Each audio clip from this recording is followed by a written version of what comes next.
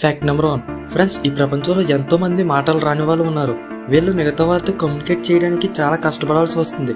అయితే ఈ ప్రాబ్లమ్ని సాల్వ్ చేసేందుకు సైంటిస్టులు హ్యాండ్ లాంగ్వేజ్ని కనుగొన్నారు. ఇందులో ఎన్నో రకాల హ్యాండ్ షేప్స్ని యూజ్ చేసి వీళ్ళు మిగతా వారితో ఈజీగా కమ్యూనికేట్ చేయవచ్చు. అయితే ఇందులో ఒక ప్రాబ్లం ఉంది. కమ్యూనికేట్ అయ్యే ఇద్దరికి ఈ హ్యాండ్ లాంగ్వేజ్ అనేది వచ్చి ఉండాలి. అప్పుడే వీళ్ళ మధ్యలో కమ్యూనికేషన్ అనేది జరుగుతుంది. దీన్ని ఓవర్కమ్ చేసేందుకు MIT కంపెనీ వాళ్ళు హ్యాండ్ లాంగ్వేజ్ని అర్థం చేసుకొని సెంటెన్స్ రూపంలో బయటకు చెప్పే హ్యాండ్ గ్లౌజెస్ని తయారు చేశారు.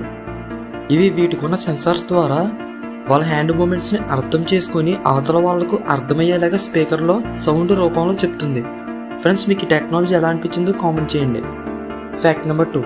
ఫ్రెండ్స్, మీరు ఎప్పుడైనా సాంగ్స్ వింటున్నప్పుడు గూస్ బంప్స్ని ఎక్స్పీరియన్స్ చేసే ఉంటారు కదా.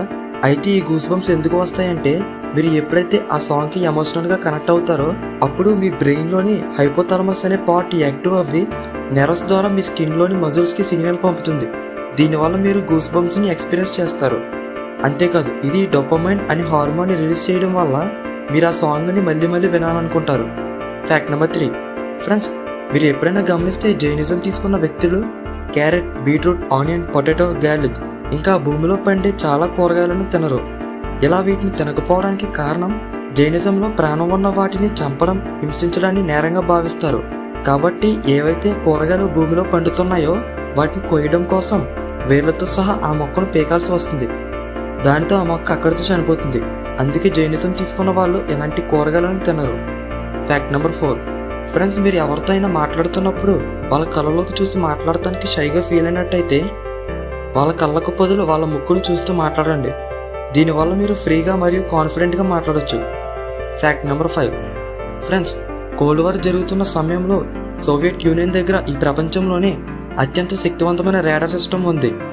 దాని పేరు హారిజాన్ రాడార్ సిస్టమ్. ఇది ఎంత శక్తివంతమైనదంటే 3000 కిలోమీటర్ల దూరంలో ఉన్న బ్యాలిస్టిక్ మిసైల్స్ని కూడా ఇది డిటెక్ట్ చేసి వార్నింగ్ సిగ్నల్స్ని ఇస్తుంది. Fact number 6. ఫ్రెండ్స్, 1999లో చేసిన సైకాలజీగా రీసెర్చ్ ప్రకారం ఎవరైతే ఇంటెలిజెంట్ పర్సన్స్ ఉంటారో వాళ్ళని ఎప్పుడు తెలివైన వారిగా అనుకోరంట. అంతేకాదు, వీళ్ళు ఎప్పుడు ఏదో ఒకటి నేర్చుకోవడానికి చూస్తారు. అయితే ఎవరైతే బిలో యావరేజ్ IQని కలిగి ఉంటారో వాళ్ళు మాత్రం వాళ్ళని ఎక్కువ తెలివైన వారిగా భావిస్తారు. అంతేకాకుండా అవతల వాళ్ళ దగ్గర వాళ్ళు ఇంటెలిజెంట్ అని ప్రూవ్ చేసుకోవడం కోసం ఎక్కువ షో ఆఫ్ చేస్తారంట. ఇలా చేయడాన్ని డన్నింగ్ క్రోగర్ ఎఫెక్ట్ అని కూడా అంటారు. Fact number 7. ఫ్రెండ్స్, కొంతమంది సైంటిస్టులు అడవిలో క్రూర మృగాలైన సింహాలు, పులులు మరియు చిరుతల పైన పరిశోధనలు చేసి ఒక కొత్త రకం జాతులను సృష్టించారు. ఎలా అంటే ఒక మగ సింహంకు ఒక ఆడపులికి క్రాస్ చేసి వాటికి పుట్టిన దాన్ని లైగర్ అని, ఒక మగ పులికి ఒక ఆడ సింహానికి పుట్టిన దాన్ని టైగోన్ అని, ఒక మగ సింహంకి ఒక ఆడ చిరుతపులికి పుట్టిందని లిపోన్ అని అంటారు. Fact number 8. ఫ్రెండ్స్, మీరు ఏదైనా వెబ్సైట్ ఓపెన్ చేసినప్పుడు తరచుగా ఈ రీక్యాప్చర్ బాక్స్ చూసే ఉంటారు కదా. అయితే మీకు ఎప్పుడైనా ఈ డౌట్ వచ్చిందా? అసలు ఈ రీక్యాప్చర్ బాక్స్ ఎందుకు డిస్ప్లే అవుతుంది, పజిల్ని ఎందుకు సాల్వ్ చేయాలి, దీనివల్ల యూజ్ ఏంటని?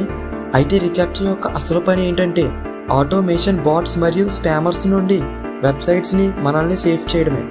ఎప్పుడైతే మనం ఐ యామ్ నాట్ రోబోట్ పైన క్లిక్ చేస్తామో అప్పుడు మనకు ఒక పజిల్ ఓపెన్ అవుతుంది. దీన్ని మనుషులు ఈజీగా సాల్వ్ చేయగలరు. అదే ఆటోమేషన్ బాట్స్ వీటిని సాల్వ్ చేయలేవు. ఈ విధంగా రీక్యాప్చర్స్ ఆటోమేషన్ బాట్స్ని ఫిల్టర్ చేస్తాయి. Fact number 9. ఫ్రెండ్స్, ఇండియాలో పక్షులు ఎక్కువగా ఆత్మహత్య చేసుకుని చనిపోయే ఒక ప్రాంతం ఉందని మీకు తెలుసా? అది అస్సాంలోని జాతింగ్ అనే ఊరిలో ఉంది. ఈ ప్లేస్ని బాట్స్ సూసైడ్ పాయింట్ అని కూడా అంటారు.